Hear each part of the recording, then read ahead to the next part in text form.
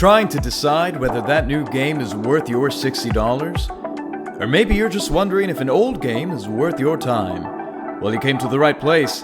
This is the only podcast that tries to answer the question, should I buy it though?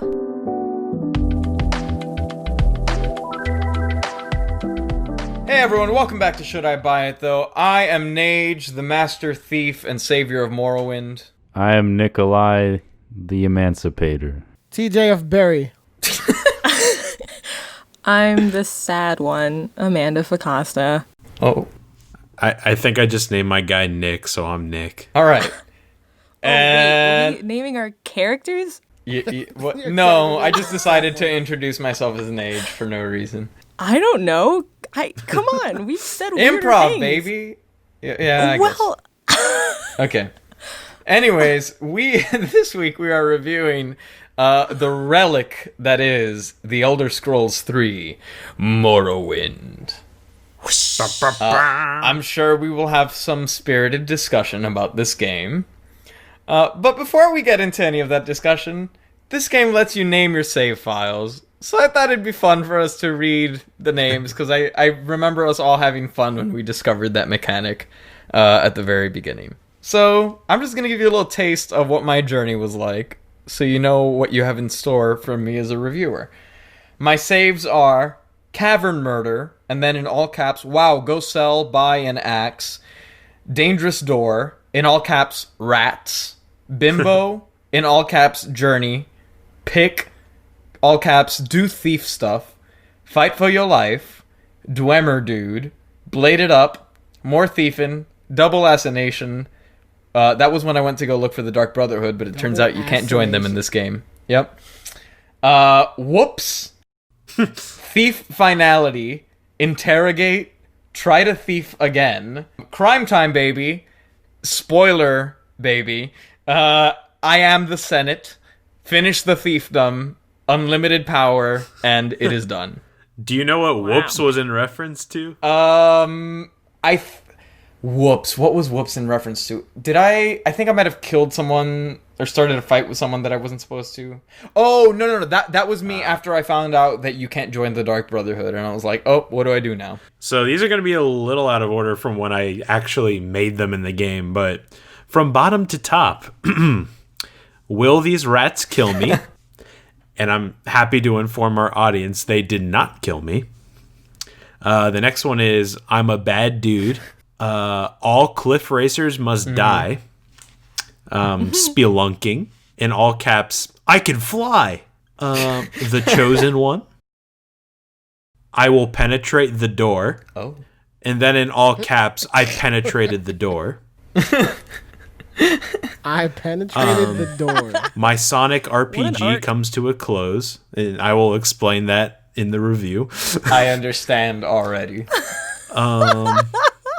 Autosave? Oh, that was the game. All right, and the last one is I'm not afraid of you anymore. The end. Good stuff. Thank you. All right, I have, in no particular order, we have Diamonds Are No Friend, Die Rat Die. I really like that we all had one pertaining to these rats. No, forget it. We'll get there. Another one was... Those rats, bro. My other one was Close the Goddamn Door because I am oh so emo, and also autosave. Nick, do you have yours? Yeah, I don't have that many, though. I just have Nikolai, and then Notorious Outlaw Part 2, Nikolai the Emancipator, and then Nikolai the Great Emancipator. Ooh. Nice. Wow. And TJ... And mine is Apple Scum because I couldn't play on a Mac. All right, so... That's our journeys in a nutshell. This is going to be an interesting game to review because of a lot of factors, so we'll get there when we get there. What did you guys spend your time doing in the game? Because I know we all had different experiences. I spent the first half, if not longer, really doing almost exclusively all of the Thieves Guild quests, along with a few like side quests, like people I would encounter on the road and stuff like that. And then, or like Daedric Shrine, stuff like that, but really the main quest line I was following was the Thieves Guild. And then I spent the last few days doing all of the main quest. And then today, funny enough, I went back in and did a few more stuff, but yeah. I personally did, I would say about my first 20% of the game was me doing side quests for both the Fighters Guild and the Thieves Guild. But I mainly focused on the Fighters Guild. And then the rest of the game was just me going through all the side quests till the end, pretty much. Yeah. I didn't finish the main quest, so You're fired. hey, at least It's a big game. I played the game. Big game. At least. Ouch. Ouch. Touche. Touche. I meant nothing but love, TJ.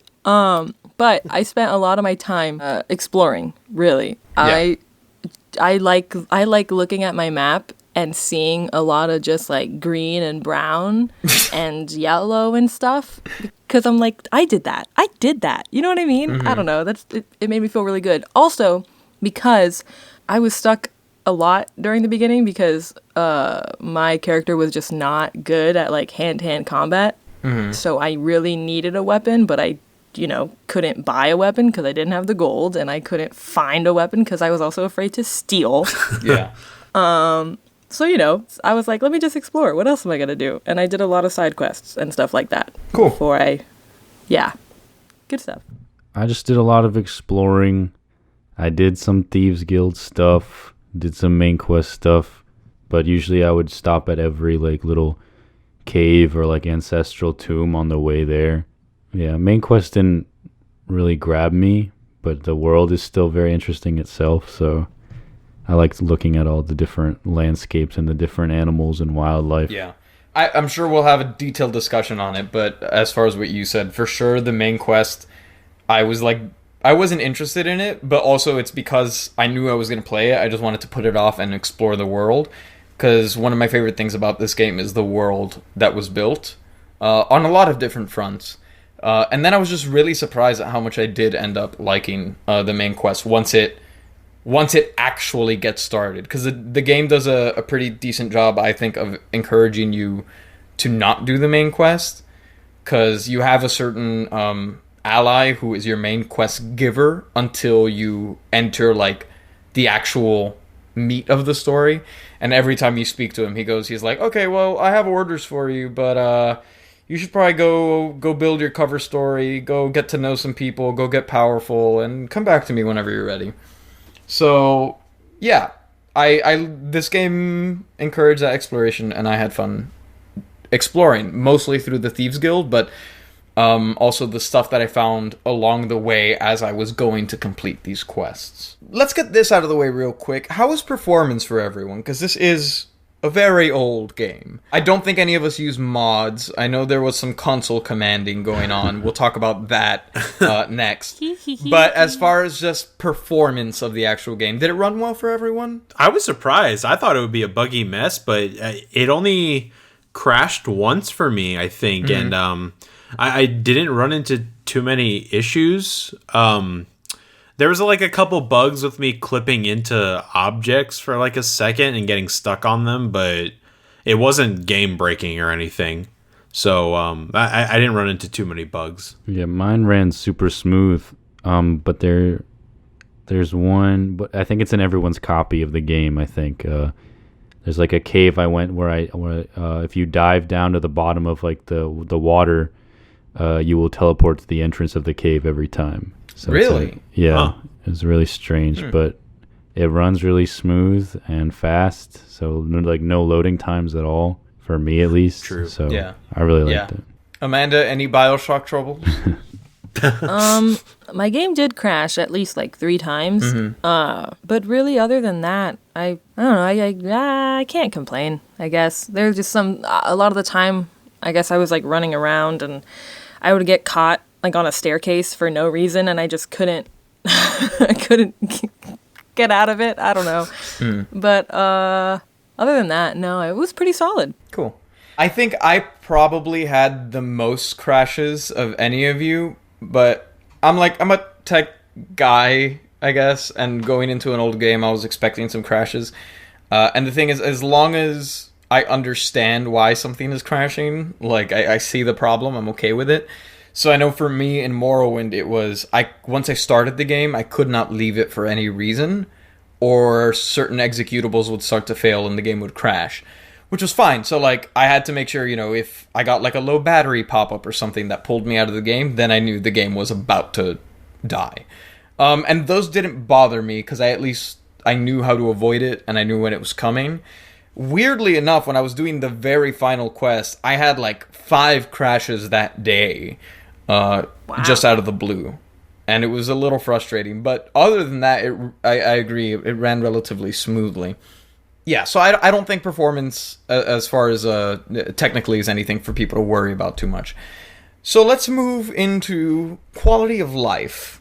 Because this is, again, an old game. That is the theme of it's old. It's old. 2002, right? I think. Yeah. So it's going on 20 years old. And so obviously technology has made leaps and bounds of progress since then. So there are things that you miss in the game. I know some of you noted that you missed the ability to fast travel, at least from like on the map, kind of like how you would in Skyrim. The big one was, because again, I don't think any of us use mods, even though we entertained the idea for a second. The big one is movement speed. You are slow as hell in this game, and it's a common complaint. So one of the ways to resolve that was console commands, and that worked out all right for me. Did you guys find yourself missing a lot of the quality of life stuff, or were you able to adapt to it once you got used to the game? Because I know the opening hour of the game is grueling. I was super into it as we were making the character, and then the moment you took control and you started trying to do stuff, it was awful, because the game, it's basically D&D the video game, in that everything is a roll of the dice. So based on how high your skill level is, and your luck and your stats and your strength and your everything, all of that goes into making a roll to determine if you succeed at certain actions, which is not necessarily what we're used to nowadays. We're more like, if you hit someone, you'll do damage, but the amount of damage varies. In this game, it's like, if you have a level 1 unarmed skill and you try to hit people, your punches are only going to land 1% of the time, and stuff like that. So it's weird to adjust to the systems for the first, maybe 2 hours or so. But after that, I found that I understood how the game worked, and it wasn't too much of a bother. I was able to work with that. How was that for all of you? Yeah, I would go so far as to say that, particularly with speed, if I hadn't done a console command after the first couple hours, I would say the game's almost unplayable from how just slow, and it was a slog. I had to bring myself to the computer to keep playing there in the beginning hours. But once I made that adjustment, I'm like, okay, it's bearable now. I'm still not having a ton of fun, but the more you learn about the story and you get, the charm of some of the characters, because there is a charm to the game. You have to keep playing to get there, I think. Yes. Because at first it can be a little grueling and boring, but power through it is what I would say. After I got past those beginning hours, I was like, okay, I'm enjoying my experience with the game. Yeah, in my opinion, this is a game where there are many, many good qualities, and then just because of the age, there are certain things that are hard to adapt to at the beginning. Yeah. And while I would encourage you to work with the game and try and experience as much of it the way it was designed, just to see if it's something that grows on you, if you find that you're not having a good time, this is a game where I encourage cheating, I guess. So I know me personally, I had my move speed set to 150%, so a little bit faster, but I know Palazzo, you had it set to 1,000%. 800, it wasn't quite 1,000. Weak. I would absolutely, in my experience with the game, I would not recommend that. I think, because you can level up speed as part of the game mechanics, and I think that, because I did end up going to that speed later when I was trying to finish the main story for the sake of the review, but at that point I had already decided I'm not going to do anything except for the main story. So the thing is, it breaks the game in some ways. You can just run away from encounters that you find in the street. It's a little harder to stop and smell the roses, and I found that was the least enjoyable way to play the game for me. I think this is a game where if you're just going to try and barrel through the main story, you're probably not going to have fun. This is a game where you really have to want to explore the game and take it in piece by piece. Yeah, don't do 800. It breaks the game. Nah. I did like 400 for a while, Weak. but then I switched to 800 when I wanted to get the game done. Weak. But I think, what did you say? 200 is a good speed? 2,000. I did 150, but I could agree with going, a little faster. I found that at least at the onset, when I put it to 200, because that's what I tried initially, that was a bit too fast for me, especially because I sprint everywhere. I don't just walk. But I play with it. Again, this game, there are really wonderful things that are worth experiencing. But if you find that some mechanic is just too archaic for you, just make it to something that you're going to enjoy. There's no reason to torture yourself for no reason. Yeah, with the speed, I did a happy medium. I did 500. Oh my God. That was pretty solid in my opinion. Okay, Nick, jeez, I'm sorry. You gotta do Wow, 2,000, insane. otherwise you can't play it. Gotta do 2,000. I don't have to do anything I don't want to do. But I did 500, and because the game really does encourage exploration, I'm sorry, there's no way I would be able to play this game if I hadn't changed it. Like, it's just not. That wasn't an option. I found that actually I explored so much less when I got faster because and What? Well, it was also because I had decided I wasn't going to explore because I only had like a day or two left before the review, I thought, and I didn't know how much longer the story was going to be.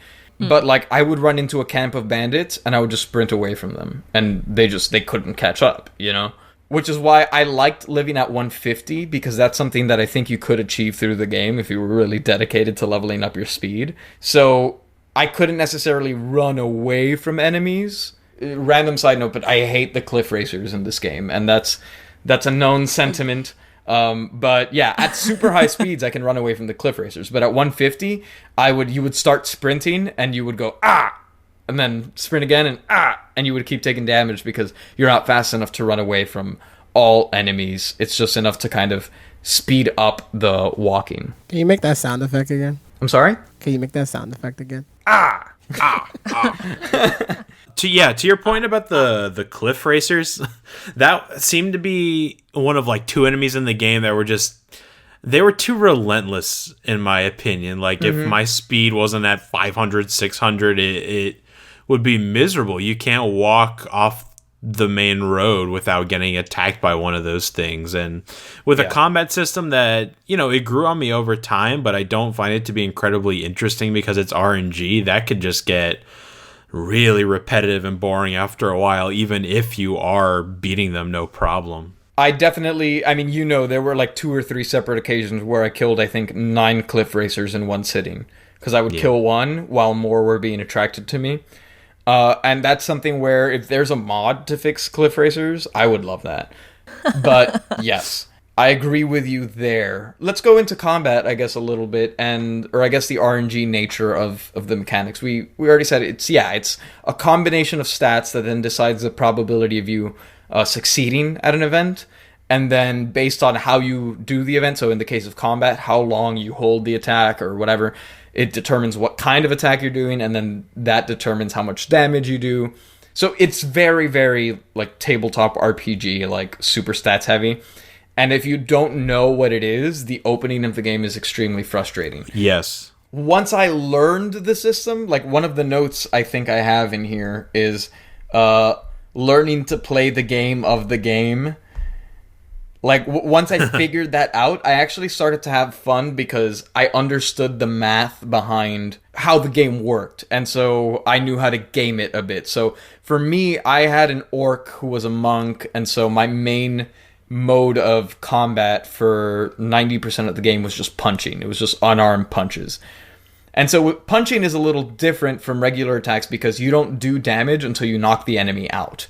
So you have to deplete their stamina, and then once they're down, you start doing damage. So the strategy is really you spam as fast as you can because you can attack the fastest to get them down, and then you hold up and wind up the punches to do extra damage once they're down.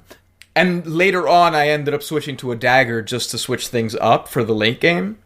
And that was fun because I like that this game gives you different avenues to explore. And depending on, like, for example, if you were in my case where you were overpowered for some of the beginning main quest stuff, it's a good chance to level up a new skill and explore. And then when I did get overpowered in the super late missions, it forced me to experiment with magic, which was something that I had not done in a while, or really at all in the game, because I didn't need it. And so then when it was like, oh no, I'm about to die, let me drink this potion. What scrolls do I have? Let's see. Oh, this sounds cool. Let's try it. I really enjoyed exploring the mechanics and understanding kind of how the game was played. So I knew when I wanted to dodge, like, when I wanted to use my punch, because my punch had a 100% chance of landing. And when I felt safe in using my dagger, that had a 30% chance. But I knew that if I used it, even though the combat's going to take longer, it'll start to level up and get better. So I'll be able to use it better as we go. How was that for you guys? Did you guys enjoy leveling and playing with the mechanics, or did it remain tedious for you? Leveling was a little tedious because you had to accomplish certain tasks in your like menu bar. Like you had to level up the axe to gain a level, or you had to do it like 10 times, I think. Are you talking about within factions? No, just leveling up in general. Well, the way it worked was for each successful action you did with a skill, you got XP for that skill. It's very traditional like D&D. So if you landed a hit with an axe, you got XP points for your axe skill. If you picked a lock, you got XP points for your lock skill. And so the more you did it and the more you succeeded, the better you got at it. But when you leveled up one of those things individually, you also got like a regular experience point. Yeah, for your you get actual experience level. for everything, but then you also get experience into your specific skills. Yeah, and I like the system of leveling up your weapons individually and your armor individually, getting experience for using those things, but I didn't like that it applied to your main character. I wish it went with the traditional, if you killed something, you got experience. If you completed a mission, you got experience. But you do, basically, because to kill something, you have to land hits, and for each hit you're landing, you're getting experience. No, but a traditional way of doing it of like the harder the enemy you kill, the more experience you get. Or if you go on a main quest versus a side quest, you get more experience or less experience. Again, in practice, it basically is, because if it's a harder enemy, it takes more hits. Or if it's a harder quest with there's more locks you need to pick or more whatever, that's more activities that you need to accomplish and you're getting more XP. But in a way, it didn't really work very well because in my case, my axe was pretty broken. And once you describe the way of how the combat actually works in the game, my axe suddenly became very broken because I was a rogue redguard and I think I was proficient in the axe weapon. And by the time I got to that point with Cassius where he says you need to be level 3 for something to move on with the main mission, I was still level 1 and I only had 2 points of experience because my axe was barely leveling up because I was dealing like 2 hits worth of kill damage to an enemy and I wasn't getting hurt by them, so it hurt my experience in that way because then I was like, oh, now I gotta go grind even though I don't really want to because I just learned that's how leveling up works. I didn't do it naturally. That's a fair point. I guess for me it was different. It was natural because I did so many of the Thieves Guild quests, and to progress within factions there are major skills and minor skills that they require. You have to do a certain amount of jobs for them, and you have to have a certain level. So, for example, like in the Thieves Guild, the major skill I chose to level up was light armor, and then the minor skills were like security and lockpicking. And since you did that on the quests, I was leveling up skills that maybe wasn't natural. Like my initial instinct before I started doing stuff for them was unarmored and hand-to-hand. And so when I started doing that for them, it was leveling up because they were new skills, which in turn leveled me up. So I didn't run into that cap, but I definitely see how that could be a big impasse for you. So yeah, different playstyles, I guess. You mentioned magic and scrolls earlier. I have a slight complaint with that. I enjoyed using them a lot, especially potions. The levitation potion was a ton of fun. I liked so experimenting cool. with them. Yeah, for sure. And I like how they... It's like a pro and a con. I did like how they implemented the use of some of the potions into main quests. So you like experienced different ones and you got to experiment a little more with different ones on quests. But I wish they introduced them earlier, I want to say, because you could go through like 3/4 of the game without using anything. No spells, no scrolls, no potions. And then all of a sudden it's just a dump of, oh, you got to use a levitation potion. You got to use this and this and this and get 2 divine scrolls. And it's like, it became not overwhelming, but like it was a tutorial too late in the game, I felt like. And at that point, I didn't want to learn something new. Yeah. But I did enjoy using it once I finally did. I just wish it was introduced better and earlier, I guess. I totally see your point. I think a lot of the difference in our playstyles was the fact that you did just choose to go with the main quest after a certain point. Because I found that by doing the side stuff that was recommended, like doing the Thieves Guild or talking to people who were on the street, all of that got introduced a lot earlier to me. So I learned, for example, I had to visit the Telvanni Towers earlier, and so I had to use a levitation scroll that the Thieves Guild gave to me. So by the time I got to that kind of stuff in the main quest, it was familiar to me. Another thing that like you brought up, which I thought was interesting because I was worried about it, just as we were chatting about our experiences with the game while we were playing it, is you mentioned not having certain scrolls and potions that were needed to complete main quests. Yep. The weird thing was that I always had exactly what I needed. And I think one of the points where we differed there, which I think we talked about it the other day, was like for one of the missions, they send you to some places where you do need certain scrolls, but the quest giver tells you, he's like, oh, by the way, before you go stop at this place, and they have a care package for you, and the care package had the scrolls. Obviously, you didn't have to do that, but like if you were reading everything and paying attention and choosing to do the optional stuff, I found that the path was relatively smooth as far as having everything I needed. Yeah, and the game totally encourages you to explore and go do side quests and stuff, which is probably where I would have picked some of that stuff up and not really had that complaint that I had back then. But I guess, again, it's just RPGs nowadays have done it better in the sense of, like, it doesn't force people to do some of those things if they don't want to choose to do that. You know what I mean? Like, well, I think this game gives you more freedom because you don't have to go get those things. Because, for example, like if I'm doing a build where I think, oh, my person knows a spell of levitation, I don't need your stuff, I can just skip it, as opposed to it being like a forced encounter. Or if I go, you know what, I don't want to stop there and do that, I'm loaded in gold, I'm going to go talk to my alchemist friend and buy what I need. I found that this game gave you more freedom in a way that could be restricting at points, just it depending on how you approach stuff. Because yeah, there were stuff where it was like, cool, you need this ability to get there, and we're not going to shove it in your face and tell you how to get it, because there are different ways to go about it. But yeah, like if you're trying to mainline the quest, it can definitely be frustrating. And I think that's my big disclaimer to people who are interested in this game. Like, if you're the kind of person who likes to mainline a quest, be like, I just want to spend 10 hours in the game and get over with it, I don't think you'll have a good experience in this game.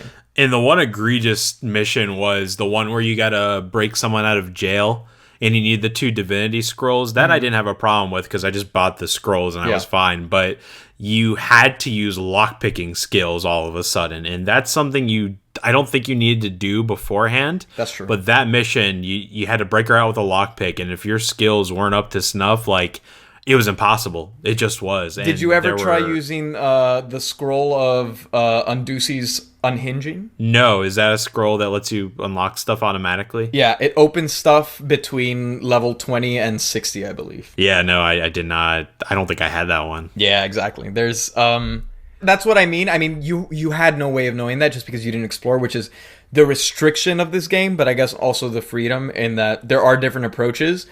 It sucks that sometimes you don't really get any indication. You have to find it naturally. It's very, I don't want to say hardcore gamer in that way, but it's very much just like throwing you to the wolves. Yeah, and I think there's a distinct line to be drawn between like throwing you to the wolves and not holding your hand necessarily. Because I love games that don't hold your hand, but I also can't stand the ones that give you absolutely no direction or no help with certain things. And it's not basic friendly, essentially, you know? Yeah, it's not. It's not a casual paradise like BioShock 2 is. Like, you got to think a little bit, and that's totally fine. But this game, I think, it really goes full force with you're on your own, kid. Good luck. And that's, I mean, it's a double-edged sword. I guess some people really love that, and some people really hate it. Normally, I would think it would suck, because I do think that you need to kind of indicate to your players how the world works and all of that. Just in my personal experience, I found that I did enough passive learning before I got to points where it was like a soft lock on the story. So it wasn't as much of an issue for me, but different play styles. And so it's something to be aware of when you're considering this game, like how you approach your gameplay. What about Nick and Amanda, especially because you guys had different play styles kind of in just exploring through the free world, which was some of my favorite stuff. I thought there were a lot of really cute quests. Like there were just a bunch of moments where, even if it's just the flavor text that they throw at you, there's a bunch of little things to find in the world that I'm sure you could sink hundreds of hours into Morrowind and maybe not see everything. So as people who were kind of more just doing your thing in the world, how did you enjoy the mechanics and I guess the presentation of the game? I enjoyed it. I mostly explored because, at least towards the beginning, because I really just, you guys knew I was very stressed out at the beginning because I couldn't kill these rats, you know? It was a pain point for all of us, I think. It was, but the thing is, like, it was the beginning of the game, and I just couldn't. There's a little thing you have to do for the Fighters Guild, and you have to kill 3 rats. You just have to get rid of these rats. And I'm like, get rid of rats? That's a baby, no problem. So, you go in thinking, hey, I'm going to kill some rats. And all you're equipped with is either, your hands or this little dagger. And, I go in, I open the door, there's the rat, and I'm clicking away trying to kill this rat, and I die like 8-9 times. Yeah.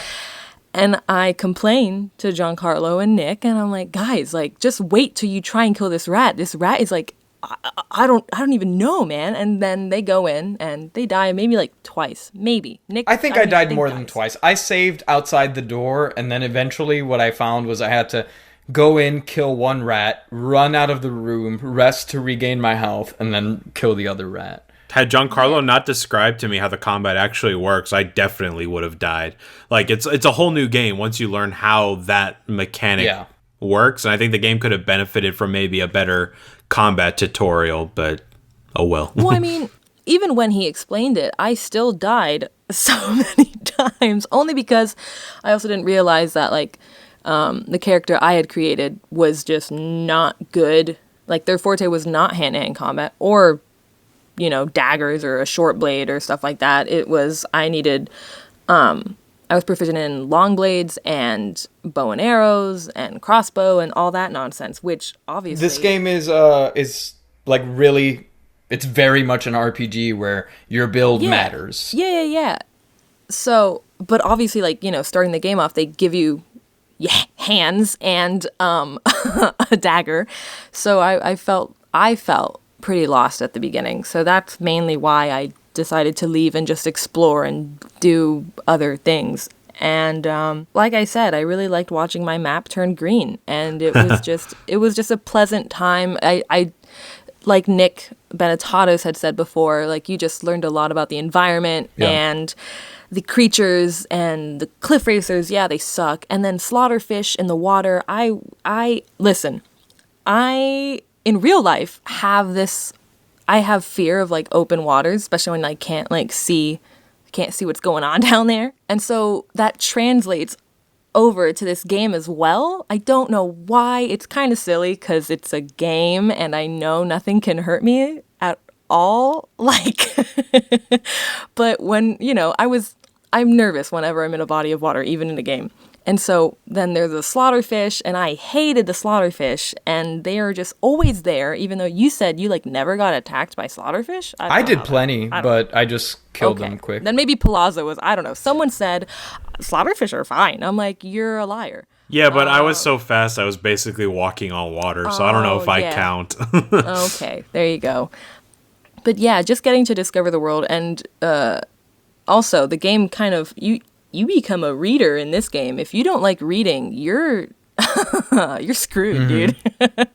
You gotta read. So whenever I would meet new people or people would just stop me and just start talking. I'm like, okay, let's read a book. Let's do a chapter. Yeah. And my favorite person, I don't remember what their name was, but I was just, walking along a little lonesome road, and there's just this person, creature, whatever, and they start talking to me, and they're like, and this is not verbatim, but they're like, I would really love a kiss from a beautiful woman. And I'm just like, excuse me? And he's like, would you do me that favor? Would you do me that solid? And I'm just like, I mean, I guess. And so, you do it. And he's just like, I am satisfied. And I was ready to get cursed. I was ready to die on the spot, or get shanked or something. And he was like, nope, that's really all I wanted. If you need me, I'll be at this tavern over in that town. And he's gone. And I'm like, that was such a pleasant little, stupid, so stupid. But it was just like, okay, I don't know. And from then on, I was like, all right, this is the game. This is what makes it what it is. I agree. You know what I mean? Yes. My favorite character was also a guy that tried to kiss me. I forget his name, but I had a similar experience. It was great. Yeah, man. I don't know. And not to, I don't want to drag other games into this too much, but obviously, okay, it's going to be a little bit of a double-edged sword, but we'll get to the other thing in a second. Get in here, Witcher. As someone who... Skyrim is one of my favorite games. It was one of the first ones that I really delved into the world. Obviously, this one being set before that, because it's the third game in the series as opposed to the fifth. I loved uncovering little things that tied into stuff I love from Skyrim. Like in this game, you get to meet the author of the Lusty Argonian Maid, and his name is Crassius Curio, and you wouldn't know it, he's not like, I'm writing a book called, no, but if you find out that that's who he is, if you just kind of follow it, and just getting to meet him, I was like, oh my god, it's you, and then he says, all this weird shit, he starts hitting on you, and he asks you to call him uncle, and, it's weird, but... Oh, yeah, that was the guy. Weird. That was the guy I liked. Yeah, but it's these delightful little things where the characters are vibrant, and especially if you like the world of the Elder Scrolls, there's enough that ties in that is a delightful discovery as a player. You mentioned the environment, and to me that is one of the great strengths of this game, within reason. I just think that the world that they built is so wonderfully detailed, especially when you consider the time. And one of the things this game did is that it made me appreciate Skyrim a lot less, on a lot of fronts. And games like Skyrim, but Skyrim being, a sequel to this in particular. The music. Skyrim uses all of the music from Morrowind. It has some extra songs, but the main Elder Scrolls themes, I thought they were unique to Skyrim, and no, they're here, they're in Morrowind, and I was like, wow, okay, you guys didn't even And then when you look at the environments too, in Skyrim, everything is an enemy in the world, anything you encounter in the wild is going to try and kill you pretty much. In this world, there are things like the Netches where they're just existing, they're passive creatures. Yeah, there are plenty of enemies, don't get me wrong, but there are just these things that are chilling, and the environments are so creative. I love the Telvanni towers. They're basically, for those of you who don't know, they're wizard towers for the high elves, and you need the levitation potions to get around because they fly, and they're built out of these mushrooms. Everything just feels really fleshed out. Even though, for example, I hated the main city of Vivek because it was repetitive and confusing to navigate and stuff like that. But I vomited every time I went to Vivek, whatever you want to call it. Vivek Dreadful. is an awful experience gameplay-wise. Blech. But Blech. as far as diversity of environment, I really thought it was nice that this felt like a real world. And I knew my way around because, you can't... you can fast travel, you can ride the Silt Striders, or you can teleport with the Mages Guild. There are plenty of ways to get around the game faster. But one of my favorite things in this game was just walking from town to town and seeing what things I was going to encounter on my way there, and really getting to know this world. I could navigate roads without having to read the signs after a certain point, just because I knew my way around. So yeah, I thought the environment was wonderful, and even if we go beyond just the physical environment, stuff like the culture and the politics. One of the things, again, comparing it to Skyrim, I guess, is that in Skyrim, you know, you have the Thieves Guild, you have the Dark Brotherhood, you have the Companions, and they're all their own separate side quests, and they're wonderful in scale. The gameplay is obviously better than what you're gonna get here. Here you get, you know, you get click fatigue. But as far as the storytelling, the way that everything intertwines is so much more fleshed out. It feels like a real world. Like, I was doing initially the Fighters Guild and the Thieves Guild, and at one point the Fighters Guild asked me to go retrieve something, and the Thieves Guild person told me, they were like, oh, no, this helps our rival. You gotta make a choice. And so you have to pick a faction. You can't just do everything. You have to, like, be a person in this world where your actions are changing things. And even, you know, I would kill people at one point that then would pop up in, like, another quest line, and either it would be great because they'd be like, oh, you did that already? Great, here you go. Or they would be like, oh, no, we don't like you because you did this. And I'm like, wait, I just met you. I didn't know. Yeah, so to me, the world felt wonderful and real and detailed. Yeah, I agree. The world building in this game I thought was very well done. Okay, I'm going to say a nice thing first, and I'm going to say a not so nice thing first, and then second. So the nice thing is the characters and the people, the world felt lived in, right? Mm-hmm. Everyone had what seemed like their own story, their own place in the world. They were moving about the different towns. The towns themselves all had an individual story. You mentioned the sorcerer's towers that were design-wise really cool to look at and also had their own tales. All that was great, but when it came to the actual physical environment of Morrowind, I thought it was barren and kind of drab, and it wasn't very interesting to move around. And not only that, but there's not a large variety of enemy types to fight, so it all became very samey after a while. However, once you got to the next town and you got more story and world building, like, that stuff was great. It's just the in-between of moving in the environment I didn't enjoy so much. Yeah, the main quests, like especially the enemies being a little samey, I would definitely agree with that. You do encounter the standard variety. You encounter, you know, some of the Dwemer creations. You encounter Daedra. You encounter people and, you know, stuff like that. And so I can definitely see, again, like, if you're running specifically from quest to quest, how it can get drab. And the environment, of course, for story reasons, but yeah, it's a little dead, especially in certain areas. But, like, one of the things I enjoyed doing, even though they were simple quests, were just stopping at the Daedric shrines. And particularly, there's one that it makes you do as part of the main quest to my favorite Daedric god. I won't spoil it, but it's one of the few where you actually get to interact with people other than just combat.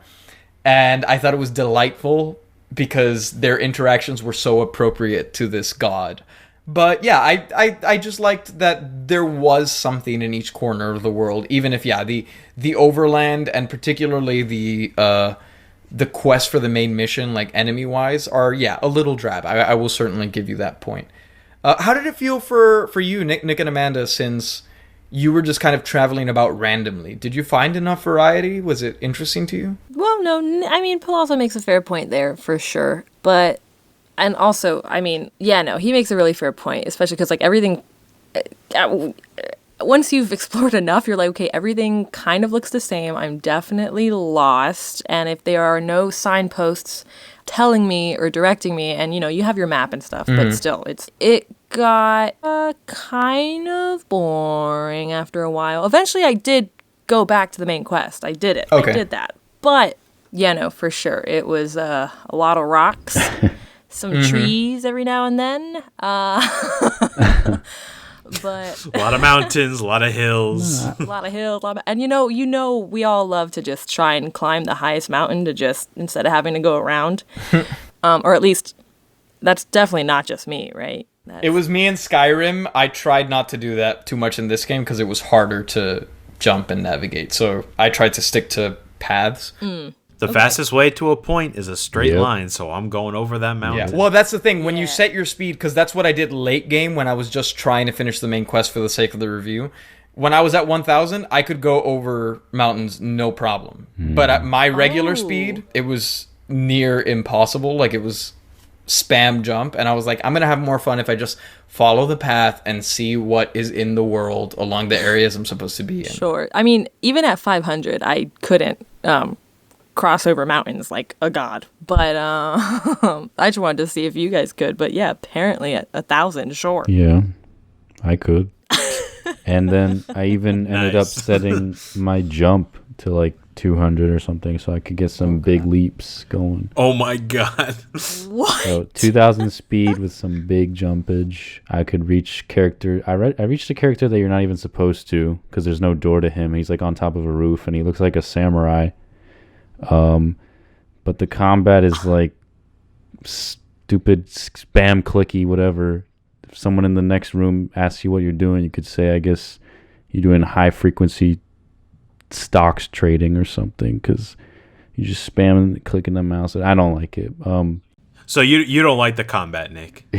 No, I don't. I didn't even have a problem with, like, you guys talk about rats and cliff racers. They weren't a problem for me, but that's probably because I started as an assassin, so my proficiency was in daggers anyway, so it just kind of felt useless. Like, I just don't like when I do something and, you know, nothing happens. Like, what doesn't do what I expected to do, and it's just purely chance. So I just felt stupid, like, clicking the mouse over and over.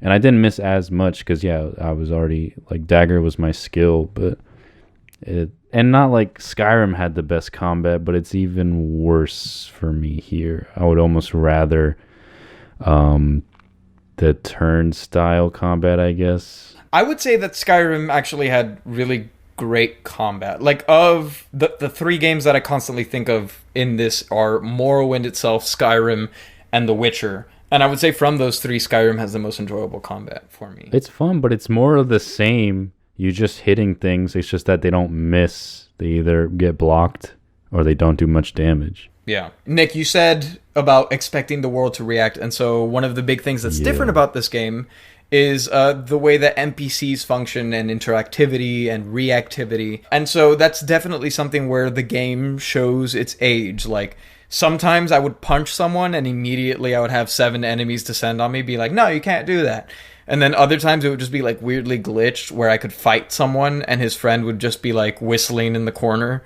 Yeah. And not really reacting and stuff like that. So that is maybe, in my opinion, the biggest weakness of the game. The NPCs you're talking about? Yeah, or just the way the world reacts in general to your actions. It's weird because it benefits it in some areas and then sucks in other areas because you don't really know how they're going to react. Because you don't really know where their field of vision is sometimes and stuff like that. But one of the areas I found that it helped was when I was stealing stuff, because I had no idea. Like, I'd be staring at a key like on a bench and I'd be crouched and I'd be like, okay, I'm going to try and steal it. I have no idea if I'm going to get caught or not. So stealing really felt like stealing to me. But then when it came to other stuff, like every now and then I could kill someone in front of other people and have no reaction, then it kind of sucked there. And I know that was a big gripe for some of you, right? For stealing, you have the little icon that pops up on the bottom left if you're spotted or not. Like when you crouch, there's it's a stick drawn, like a stick figure hand. I saw the stick drawing, but I thought it was just to indicate that you were crouching. I didn't realize that would tell me if I got spotted or not. I thought it was for crouching too, but then it would always go away. Yeah, that's the eye from Skyrim. Crouching. That's your little thing. Oh, Benetatos, you little genius. Genius. Well, you know. Wow. 2,000 speed over Who here, knew? so what can I say? He's a pro gamer. I can explore at 2,000 speed. I can spot everything in the blink of an eye. Speed racer. He's the shadow to my sun. Did you guys run into the problem where NPCs would block hallways and you just couldn't get to where you need to Yes. go? All the time, especially in all Vivek. the time. I hate that. Yes, Vivek especially, because those hallways are so tight. Oh my Oh, god. dude. And I mean, it was mostly like guards, right, for you guys? Yes, yes. Yeah. Okay. Because I was always on the lookout for them. Like, it's always a guard. Like, okay, like back off, But dude. as shitty as Vivek is, at 2,000 speed, it's a lot easier. I have to say. Well, but also like, You also got to learn it.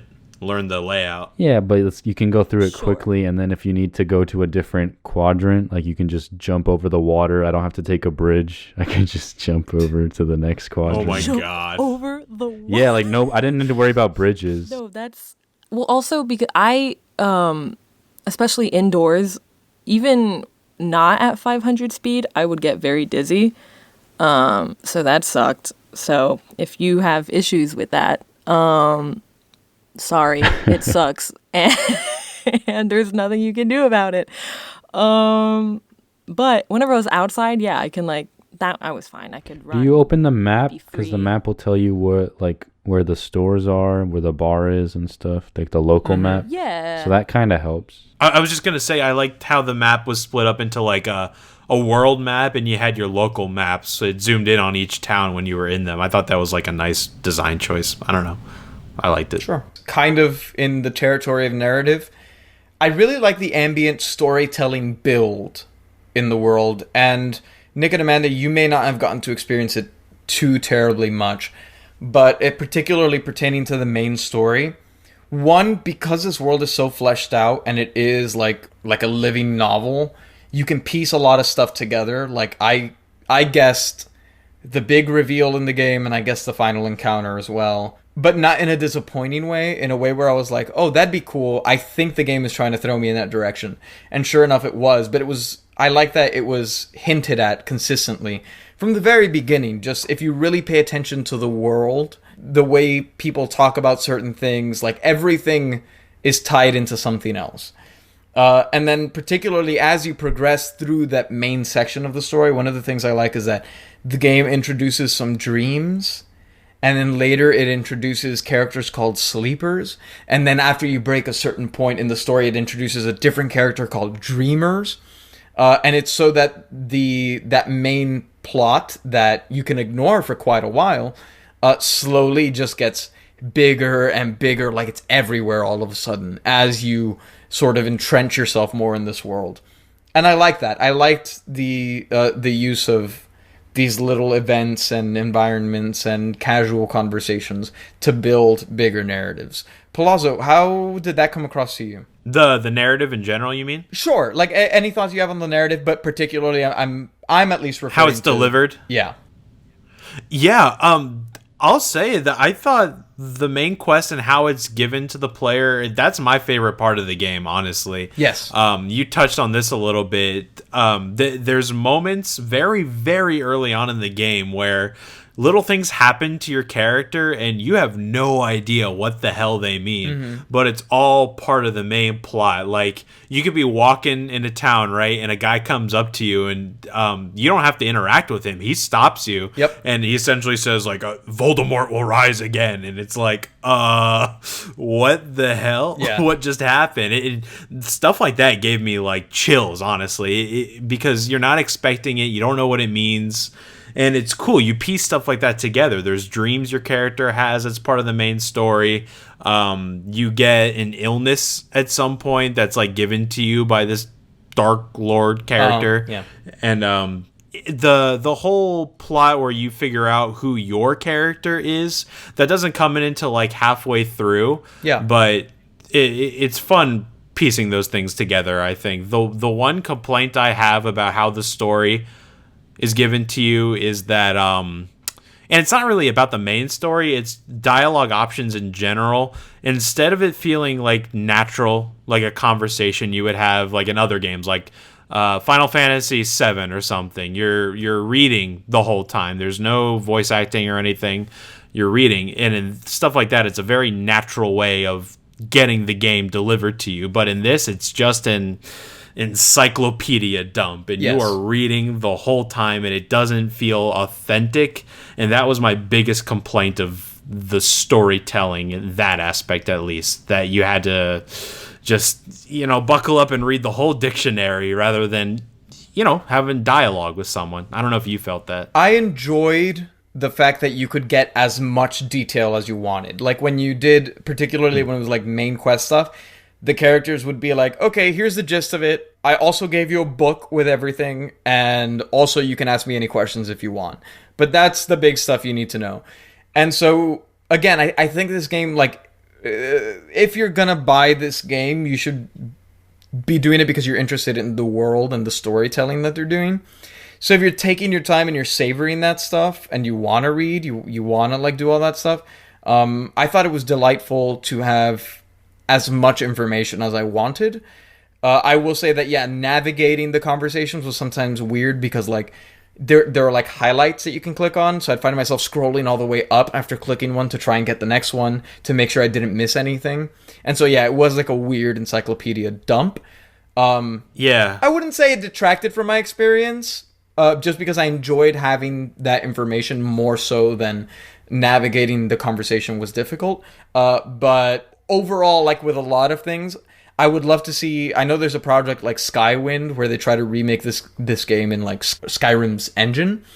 Something like that, I think, would be fabulous. I would love to see all the work that they did with this game be updated in a more fluid and modern context. I didn't really like the beginning. I wasn't. It's just, hey, go here to start the game. Like, I wasn't invested in it. There's no reason for me to care. Yeah, it does not get interesting until there's a point where the plot actually kicks off.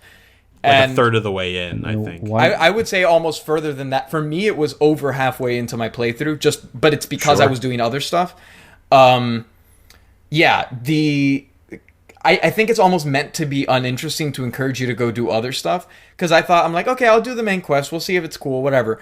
But once it got going, I was like, oh, wow, this is a badass quest. I love the scope and scale of it and all the complex, almost mysteries, because some stuff isn't necessarily concrete. There are like differing stories.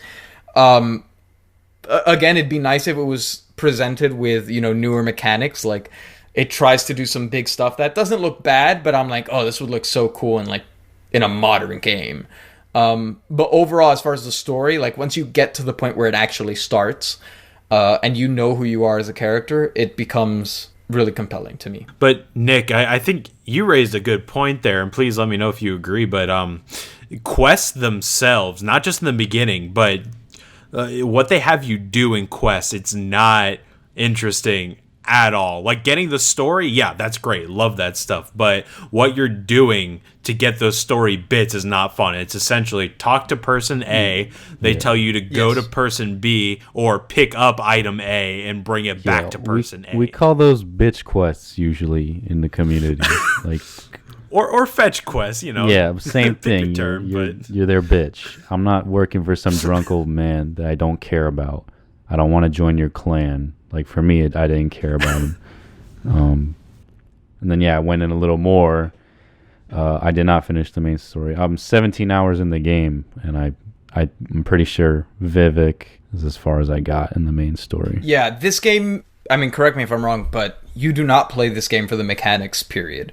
You play this game for the story that is being told in between the mechanics. And the main quest, again, shocked me because I thought it was going to be whatever because it starts so bland. But it has so many delightful little twists where when I get assigned the mission initially, I was like, are you kidding me? I have to go do this how many times? But then all of a sudden, it's not straightforward. They throw a twist in there where actually you have to do something else in order to accomplish this.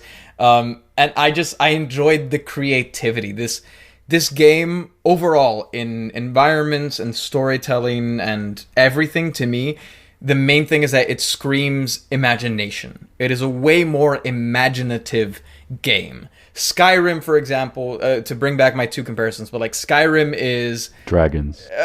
It's dragons and Vikings. Like it's a lot less. It's Norse mythology. Creation. Yeah, it's not super creative. It's not like anything special. And then even something like The Witcher, while the storytelling is super compelling, the world itself, like these are all creatures that exist in mythology already. Like it's drawing off of real world inspirations. The thing about Morrowind is like everything feels unique. And so I enjoyed that. And in the quest, I thought there were so many silly little twists and some like really heavy twists as well. So I thought it was a nice variety and kept me interested, even if it was just running and clicking for most of the game. That's another complaint I had too with the variety of or lack of variety of choices rather. comparing this to The Witcher. In The Witcher, it feels like there's 100 things that you can do that affects the outcome of a certain quest, side quest and main quest. And this one, it's like click through the dialogue options, either convince them by paying them money or just pay them money to give you your thing and be on your merry way. Not a lot of things I felt like affected the main story or affected much of anything, really. Yeah. And I didn't find that to be terribly interesting, but, at its time, I'm sure it was revolutionary and amazing. It's just other games I've been spoiled with things that have taken that formula and made it better, I guess is what I'm trying to say. It's complex because you can derail entire storylines and have completely different experiences. And there are different ways to approach each task. Like, there is a lot of choice in this game. But when it comes to the main story, like the big story beats, as far as like the outcomes and everything, like I was telling Palazzo the other day about how he was not even aware of some of the other Witcher endings that there were. In this game, it's for a game that gives you so much choice and lets you be whoever you want to be and use whatever skills you want to use. It is kind of surprisingly linear in the end. Despite the fact that you can affect the world and the side quests, the meat of it is, to my understanding, I think there's really only one way to go about it, even though the steps you take to get there are different. I did look it up afterwards. There's a second way you could reach the ending, but I'm pretty sure the outcome is the same. Yeah, like there are some points where it almost feels like they're going to give you a choice to pick a side. Yeah. But you can't. You can discuss and you can role play as your character and be like, what is my response going to be? But ultimately, the story tells you they're like, no, this is the destiny. And even, I mean, you have the option. You can kill the few essential NPCs that there are in this game, but then it'll tell you, the thread of prophecy is severed, and either reload an earlier save or continue in the dark world that you created. Well, I don't like that. I don't either. I still think it's better than Skyrim just not letting you damage certain NPCs at all. Well, you can damage them and they'll just be down until they sit right back up and hurt you again. Yeah, nothing happens. Yeah.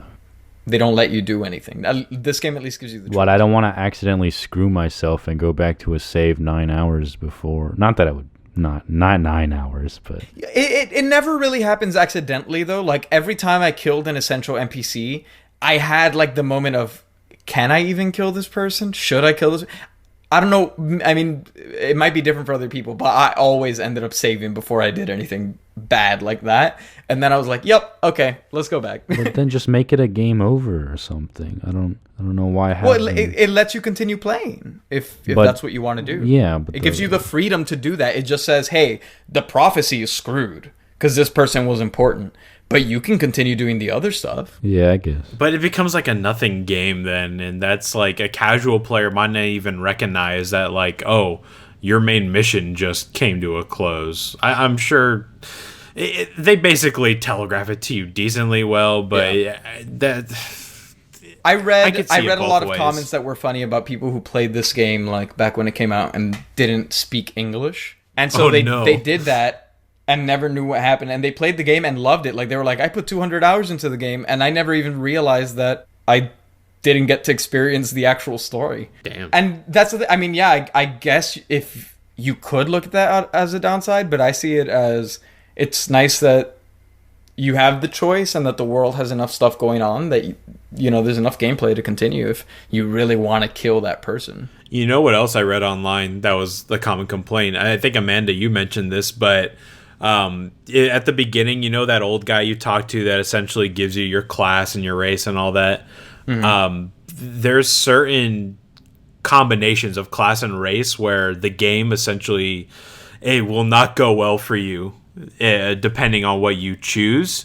There's certain classes that go well with other races that makes your time so much easier in the game. Otherwise, you're not gonna have fun just because you're not doing enough damage because you don't have a race paired well with another class or something. Again, it's D&D. Yeah. I'm assuming if someone's interested in buying this game at this point that they're a fan of Skyrim. And yeah, being a fan of Skyrim is the double-edged sword because like someone like me, I'm really fascinated in the lore of the Elder Scrolls, like you said with the Argonian Maid author and the Last Living Dwemer. Like, to me, that's a big deal. But to someone like Palazzo who's never played an Elder Scrolls game, of course I don't see him being invested in that world, because there's nothing really even familiar. I personally was not, no. But I did things like the environment, like in Skyrim we'd have a deer or a bunny, or that would be your little wildlife, and here we have giant fleas and floating jellyfish and little exoskeleton caterpillars walking around, and these mines were these giant insect-like creatures, but like John said, they're peaceful. To me, is super interesting that I can just walk around in their world like another insect, because they're like huge insects, and not be harmed. That might be an argument against the game, though, because with The Witcher, I played 3, was my first Witcher experience. I hadn't played the other games, and I was immediately sucked into that world and all of its inhabitants. And Morrowind, it took a while for me to get there. I can't speak to the experience of someone who has never played an Elder Scrolls game, because obviously I have, and I enjoyed the tidbits that tied into stuff I knew. But this game also has a lot of its own unique stuff. It's its own region, it's a completely separate area of the world. And I will say that the stuff that was foreign to me, I thought was highly interesting. But I recognize that I have a bias in that area, so I can't really argue otherwise. I still find, while it is very interesting, the entire time I was just craving Skyrim the whole time. Sure. So that's also, because I've been spoiled. So that's another bad side if you've played Skyrim before, is that, you might just wish you were playing Skyrim the entire time. So, like, for my playthrough, the most engaging thing was, like, why I called myself Nikolai the Emancipator, because I was playing an Argonian, and I saw the other beast races, Argonians and Khajiits, which are like lizard people and cat people. I saw them being enslaved, and I was not okay with that, and I wanted to do something about it. And so I decided to kill all their slave owners. But because no one really reacts to you, like I was saying before, I would kill someone far away, and the other slave masters wouldn't care. I would have really weird fights where if my health got too low, I would run outside, and they wouldn't follow me outside, because in this game they don't do that. I would rest for an hour. Use the healing ring to get some health back, and then jump back in, get a few damage, rest, heal a bit. So in game, not in real life, my fight was like 3 to 5 minutes. In game, this was a 9-hour war I've had between some asshole that I would just walk in the house, slap him with the sword, then come back outside, rest and heal, and come back inside. And it's freaking ridiculous, but it's an option. And the game gave it to me, and I've said this before, some game designer, it's a quote from some game designer, it's given the opportunity, the player will optimize the fun out of the game. So doing stupid tricks like that, kind of pulls me out of it. And then I free all the, I kill all the slave masters, but then again, nothing really comes of it. Some slaves are like, oh, you're not even allowed to free some of them. There's one guy who's like, I don't even think I can be freed. I know, what does he say? He's like, I shouldn't be freed. I don't deserve it, or something like that. I would kill the owner of the estate, and the other guards don't even care. Like, the guys that he hired don't even care that I just killed their boss. So really weird disconnect for me. It's sure. Fuck escort missions. Oh my god, especially they're really bad in this game. Especially playing as 2000 ninja speed and then having to slow up for them. Having to hold their hand. Come on. And then the pathfinding is the game is awful. They would run the opposite way. Yep. And God forbid, I had to reload a save because a slave that was supposed to follow me. I went onto a boat to explore it that was getting docked, and then the slave couldn't walk the plank back to shore. It was just stuck on the boat, running in place, and there was nothing I could do, because at least in Skyrim I could kind of get creative and Fusroda him to the shore or something, or sprint at him and he'll go like, watch it, but at least like he moved a little bit. And here there's not much I can do. I have to just reload. So I guess my last question to you guys is, at this point, now that we don't have to play this game for the show anymore, do you think you would ever see yourself going back and continuing to play the game, and or maybe starting a new save? I was actually gonna probably log back on tomorrow. Yeah.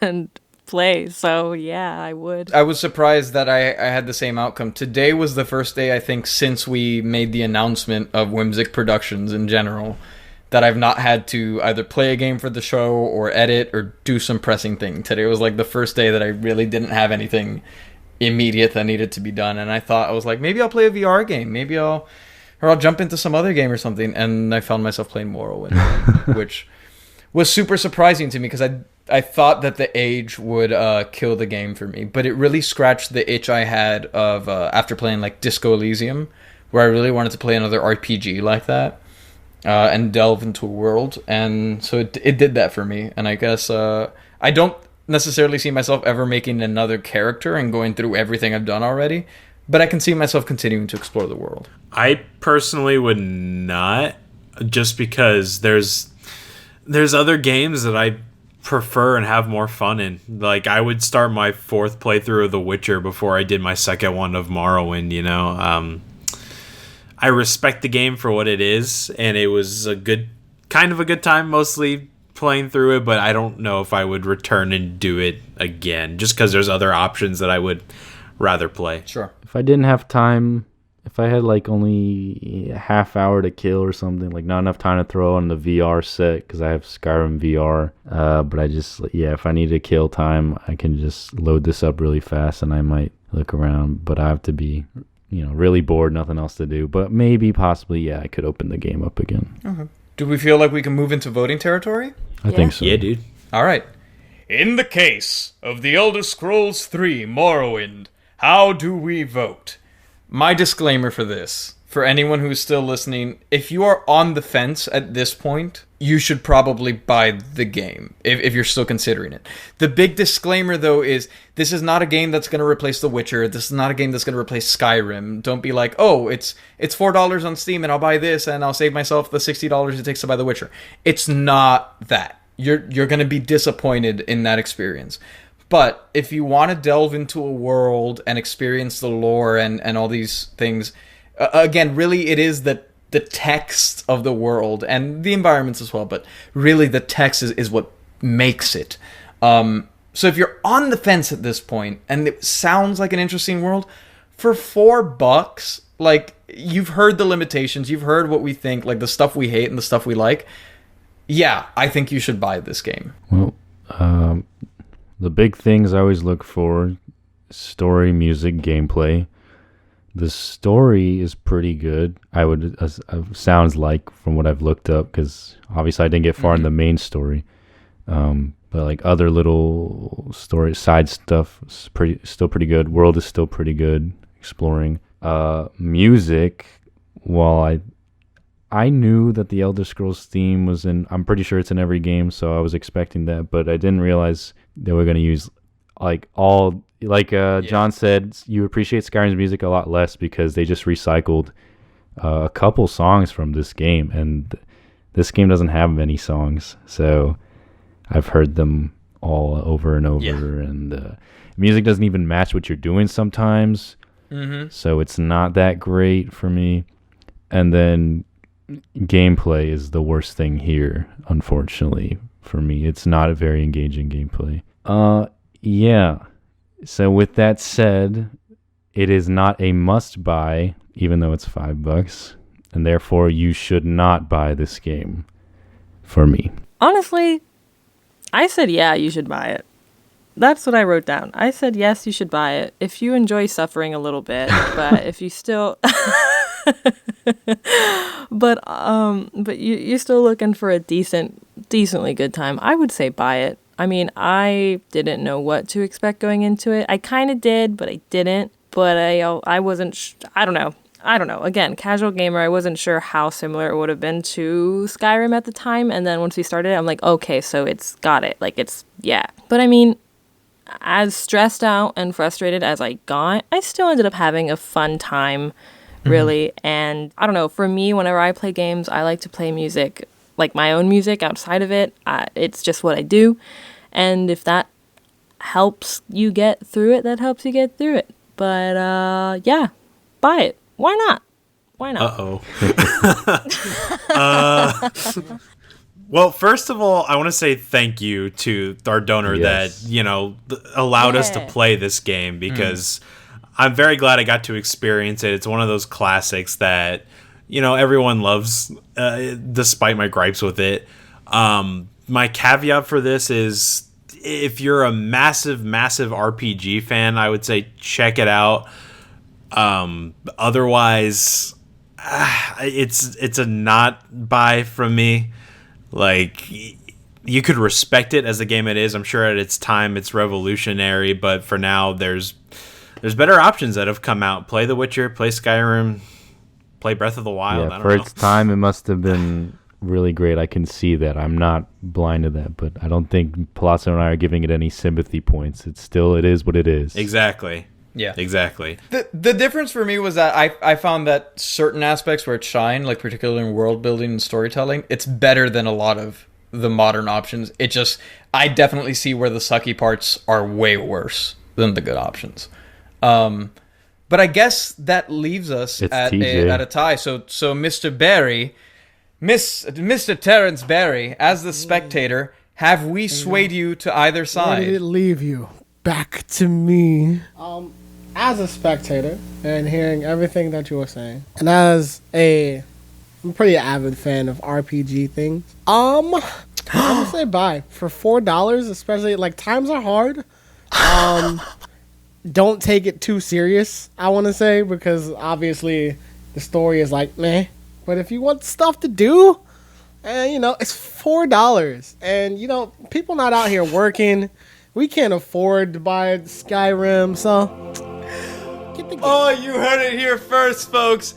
Dive into your pockets, find your 4 gold septims, throw them at Bethesda, buy yourself the Elder Scrolls 3 Morrowind. Hang outside that corner store and ask $5. Oh man, I just want to say I came into this review expecting a slaughter. I thought I was going to be the only person who enjoyed the game. Morrowind this is a squeaks out a surprise victory. Victory. Morrowind at the last second pulls through. Amanda won me over with her rat problems. Rat problem. Oh man, yeah. Okay, so before we let you guys go, I do want to again say a special thank you to our donor who sponsored this episode, Alejandro Alarcon. Thank you so much for giving us a suggestion. I do think that regardless of how we felt about it, we were all happy to kind of delve into this classic game that I don't think I would have had the courage to explore if I had not been given this reason. So what a delightful experience. Thank you so much for sponsoring the episode, and to all of our donors who made our launch Indiegogo such a wonderful success. Thank you, guys. But that said, that's our review of Morrowind. Go on a little adventure. Go check out Tamriel. It really makes you feel like Oh no, I forbade it. It did make me feel like Morrowind. He's right. It's true. Yeah. Just a little bit. All right, well, I'm gonna go play some Morrowind, and I'll talk at you next week. some more Morrowind. Goodbye. And now we can go. Now we can wrap it up.